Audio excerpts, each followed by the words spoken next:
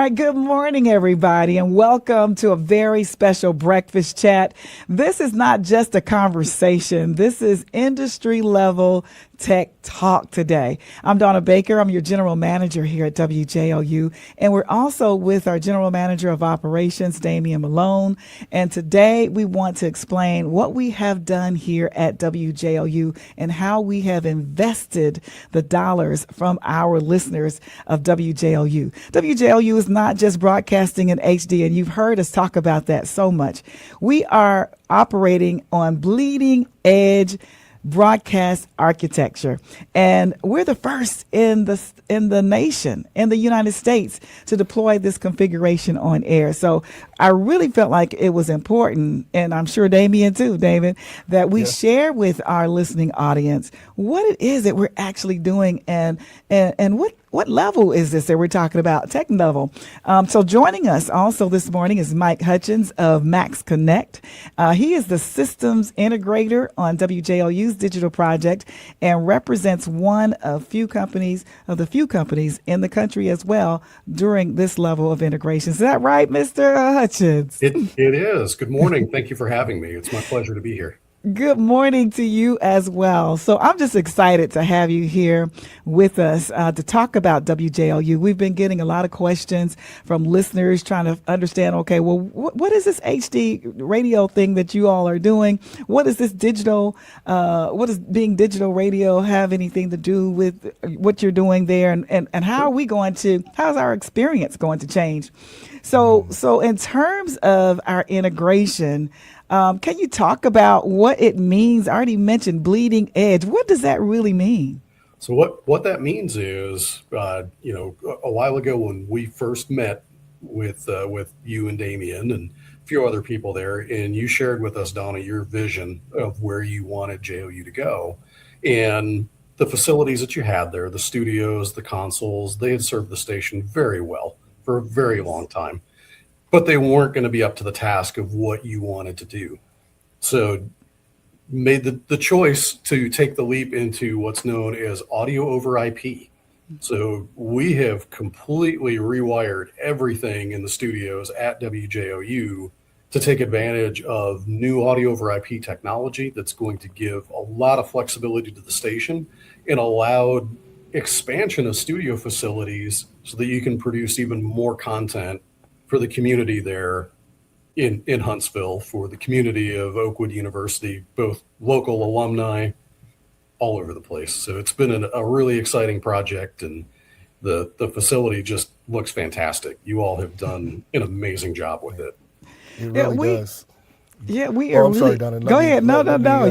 You're not cutting me off. Go ahead. Let me butt in a little bit because Mike is still. I'm so excited about it just because we're still kind of going through the training process because it's so different and we can do so much more than what we were capable of doing with the analog boards, and the studios have always kind of been siloed and separate in a lot of ways. And Mike mentioned the term audio over IP, which is somewhat of a fancy term that's kind of networking, kind of like your Wi-Fi routers and people who are familiar with the internet. It's audio back-ended by the internet. And one of the things that I'm most excited about that we're still kind of running through is just how much more connected our studios are now, where we can do everything from everywhere. And it's giving us an expansion that I really can't wait to really dive more into and tell people about, because it's pretty awesome.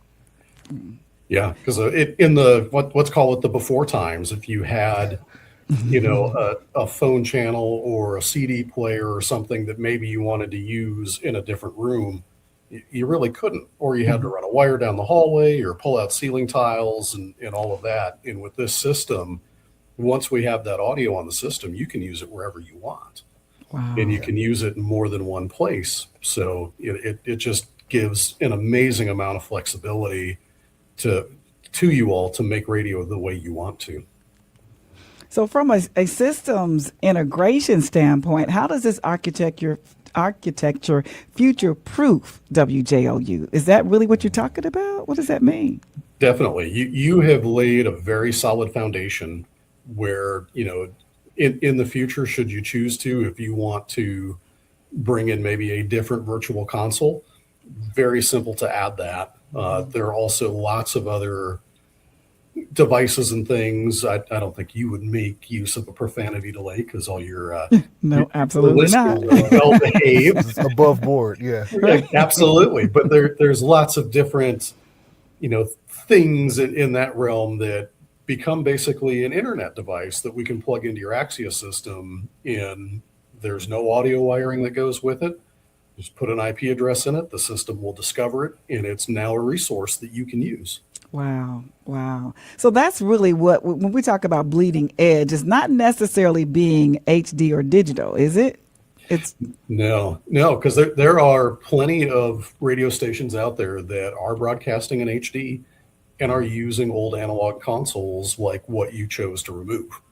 So what we're talking about on the bleeding edge is, the thing that we refer to as a console in the room. It's the desk in front of the operator that mixes the microphones and the automation play out and CD players and all of that and makes it into one audio stream to go out. What you have there at JOU is a virtual mixer. So with that, it operates basically on a computer, but it operates much the same way as you're used to with that physical console. Right. But, at your fingertips, you can change what's on input too if you want to. And if in the future you decide, 12 faders isn't enough, I want 16. Okay. We can reconfigure that, and now you have 16 or 18 or 24. wow. So it allows you a lot of flexibility in the future to grow as you grow the station in your operation there. Yeah, and we plan to grow quite a bit. We really want to grow, especially, getting more and more students opportunities to be a part of the station on the air and producing and creating programming that can be on any of our channels. Now, we have 3 new HD channels. How does that compare to other stations that are HD that, we typically see maybe 1 or 2? There are a lot of stations that, if they are in HD, typically they're just rebroadcasting their main channel and they are not making full use of what is out there. So what you all have decided to do at WJOU, I call it, you're punching above your weight, right? So, your license says that you can occupy a certain amount of spectrum, and forever you've been able to have 1 stereo channel on the air. And now within that same spectrum and that same license, now suddenly you can offer 4 distinctly different audio channels for your listeners and stay within, the license that you've been granted. So, it's really taking full advantage of the technology that's out there to really expand the voice and the reach of what you're doing at WJOU.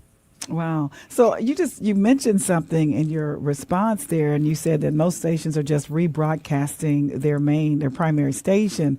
What would be the benefit of doing that, and what's compared to what we're doing? I mean, Sure. So when you do begin broadcasting in HD, so the HD1 is what you would see on your radio at home or in your car. That is a digital version of the station. So it's kind of like listening to a CD versus listening to a cassette. So if you're listening just to the FM, especially if you're in some of the further out areas from Huntsville, you might hear a little bit more noise in the background. You also might notice, if you're paying really careful attention, that the stereo goes away and it blends to mono. When we're broadcasting in HD, that digital signal gets decoded at the radio and is reassembled for the listener the same way it was broadcast. So it doesn't suffer from the noise at the fringes. It doesn't suffer from blending mono when you're in a low signal area. It helps really preserve the fidelity of the sound that you're putting out. wow.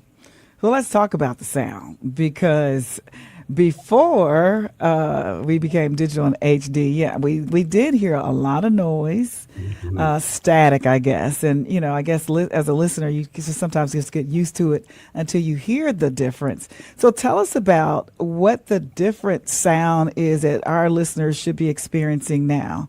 Sure. So without getting, too deep into the The weeds. weeds, yeah. So your studio location and your transmitter location are not in the same building. Your studio location is on one side of campus. The transmitter is on the other side. What you had been doing for a long time, which is very typical, was using something called an STL, a studio to transmitter link, which is in itself its own little radio Right. to get your audio from the studio to the transmitter. So the audio's already been encoded once. It's already been, broadcast and subject to noise and interference. And then at the transmitter site, it's made back into analog audio to go into your transmitter and go out to all of your listeners. As we did this project, we steered you towards a different product where, Okay. Got to move around. right, exactly. So,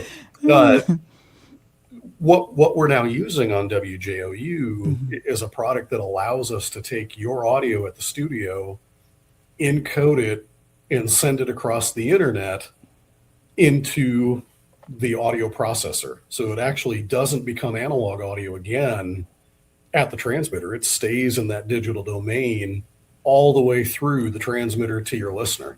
So we've eliminated several different places where noise could be coming into the audio stream. Okay. So we've eliminated that now. And I have actually have had some callers calling in already, at least 3 that said, "Wow, I can tell the difference now in listening to radio." One person also called and said they're listening even more because before our conversion or integration, we our audio was going up and down. Sometimes it was loud, or it would be on a certain level for our underwriting spots. And when an announcer would come in, it would be really loud. Or if it was just a transition to another recording, the levels would be different. So digital radio helps actually keep the levels on par, I guess. We've also, made a significant investment in what's called the final audio processor. Right. And that's what lives at the transmitter site, and that's what's going to help even out some of those volume differences. And really, that even begins in the studio, because now with that virtual console in the audio over IP environment, Damien can now control, the input level going to the console. So you have much more even levels from the very beginning going all the way to the listener. And it just, as your listeners have noticed, it's improved the listening experience. Wow. So you'd mentioned, I'm glad you did as well, our transmitter. And now you guys didn't come in until this last phase where we were actually transitioning to digital HD, but I know you're impressed with our transmitter, right? Absolutely. Absolutely.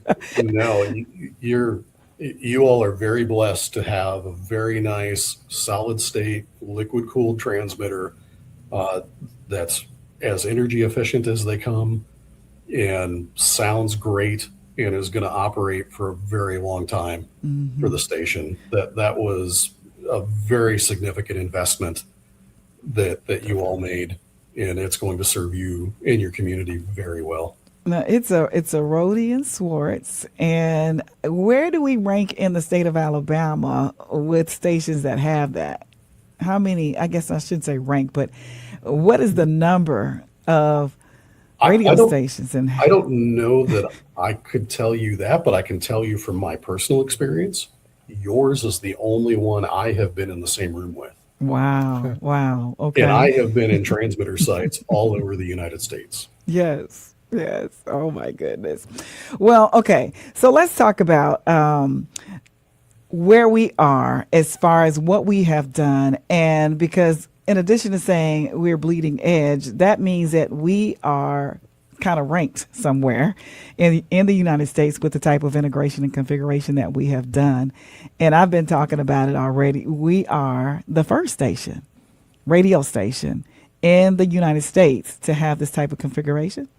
Yeah. So the particular virtual console that you're using from a vendor called Telos Technology, product is Altus SE. I love that. Altus SE. And to the best of my knowledge, you are the very first people that put one in and have it on air. What's the significance of that? Us also being an HBCU, at a university and a small radio station. What's the significance of that? I just think it shows how much care and attention that you all at JOU have put into being good stewards of the contributions that you have gotten from the community, where you knew where you wanted to go. And I know that you talked to several different vendors and auditioned several different things to find what was going to meet your needs, both now and with where you want to go in the future. Right. And that's true because, when we first picked this, and Damien can speak to this, I don't think we had any idea what we were selecting, right, Damien? Well, we knew what it could do, and we were excited about that. But we weren't, because the equipment that we are transitioning from was in place for so long. And again, we definitely were blessed to have it operational as much as it was, because truly it was probably 20 years past its point when we made the transition. Technology had changed quite a bit. And so there was a lot of catch up for us to really get. And part of what Mike and his team were so invaluable for us was that they really introduced us to what modern radio could do. And so when we were kind of talking through the options and mulling through, the investments of what we needed, what we wanted, what we saw ourselves doing both now and potentially even in the future, it all came together that, okay, this is going to give us what we want, but it's going to grow with us, as Mike mentioned, and it's going to be a viable investment for the foreseeable future. So it became the right decision as the more that we figured out what direction we wanted to go in and what we wanted it to do and what we dreamt for the future. It became clear that this was the way to go. Right. Well, yeah, and I know Damien and I were just looking at different options, and I have to mention his name, Kirk Harnett, came through and was demonstrating to us how this system worked. And honestly, I just felt like it was just technology that was out there, people were using, or stations were using, but we just didn't know about it because, as Damien said, we've been using the same equipment for over 20 years now, and it served you very well. Absolutely, but we had not been exposed to much because of that. So I'm thinking this is just what's out there now for 2025, 2026, this decade or whatever, and we're just now going to upgrade. And that was how I thought about it. But it's so much more than that. Certainly. Yeah. No, it's been a really exciting project to be a part of. And it's just so infectious to be with you, Donna, and with you, Damien. And to know a little bit about where you all are headed in the next very short while. And I have no doubt that there's more to come. Yes, I believe there is more to come. Now, because we are the first, though, what can we expect as we move forward with this as the first radio station in the United States to be operating with this configuration? Sure. Well, it is unfortunate that sometimes when you're on the bleeding edge like this, that there may be some hiccups with software. There may be some hiccups with how some of the hardware works. And there definitely were some problems that we encountered along the way. There's definitely been some problems that we have worked through. Some of it while you've been on the air, which is not what we want to do. But that is the price you pay to be number one, right? The price you pay to be number one. Wow, absolutely. Wow. But it's been a great and enjoyable ride with you and Max Connect, working with us to do this, and understanding that this, is new to the industry helps us, really deal and work through those little ups and downs that we might have from time to time. But we're just excited that this little small station here at Oakwood University is able to do this and be the first and be an example to so many more radio stations as the industry is moving in this direction. Am I right?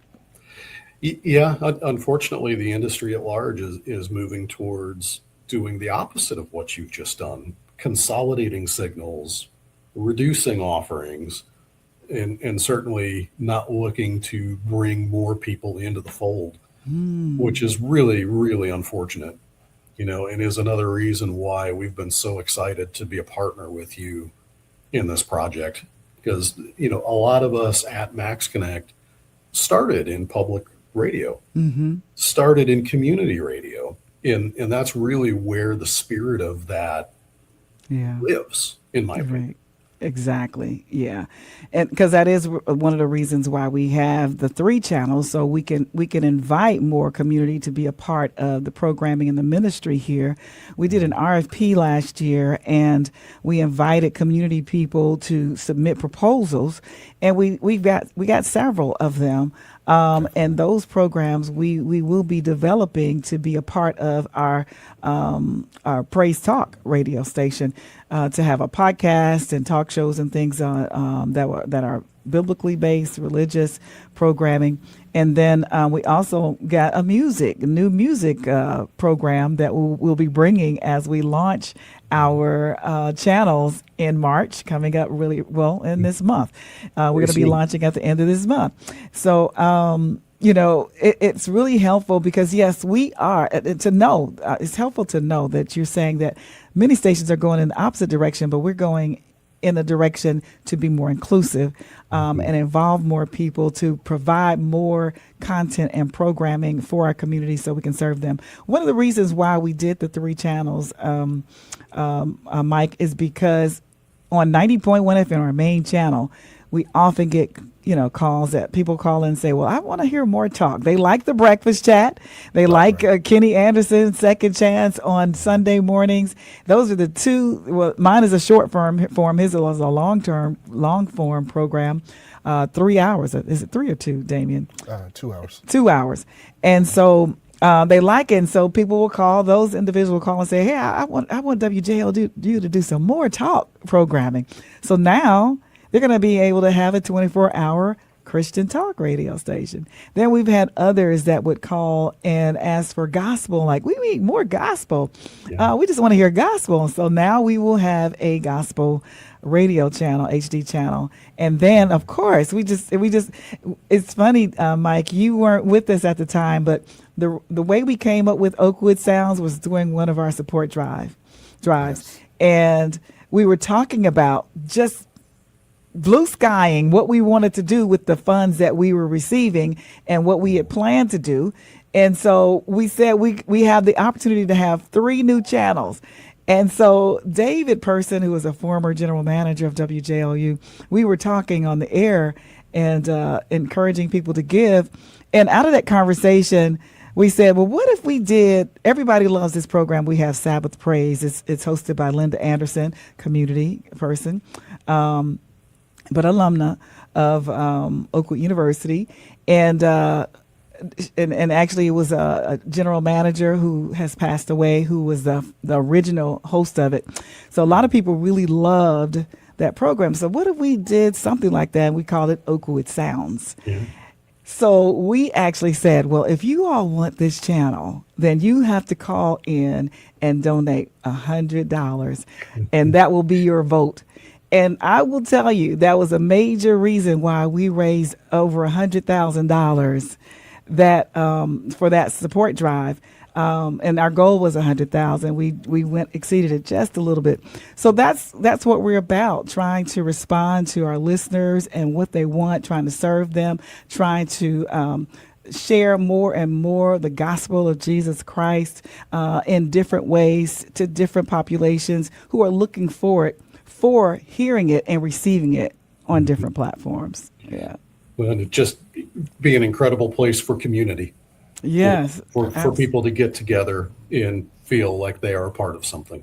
All right. So how was your experience working with us? Oh, we love it.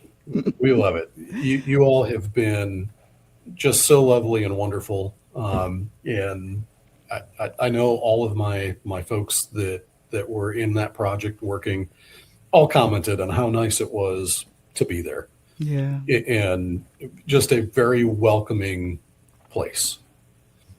Thank you. So I guess as we get ready to close, I just want to just share with our listeners to let them know that, their station that they have invested into is really defining the future of radio. And we want to thank them for offering their resources so we could be where we are today. And we're just looking forward to all of them coming through at the end of the month to rededicate WJOU. We're going to rededicate the station and the ministry.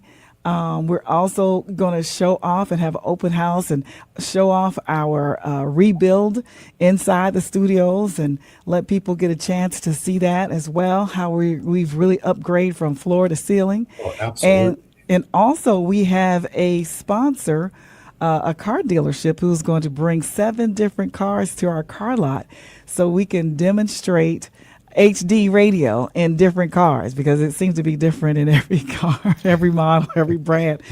So we want to make sure that people have an option to understand how to find HD radio for WJOU. Any final words you want to share with us, Damien or Mike? Well, for me, just a really big thank you to the listeners, because they were instrumental in the process. They made this happen, and we're excited to bring you the fruits of your investment, and that's what the expansion is really about. So we're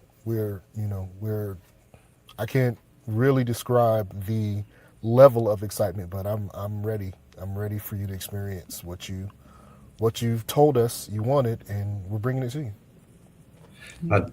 I'll just reiterate again that we are very proud at Max Connect to have been invited to be a part of this process and to help you all realize the vision that you have there.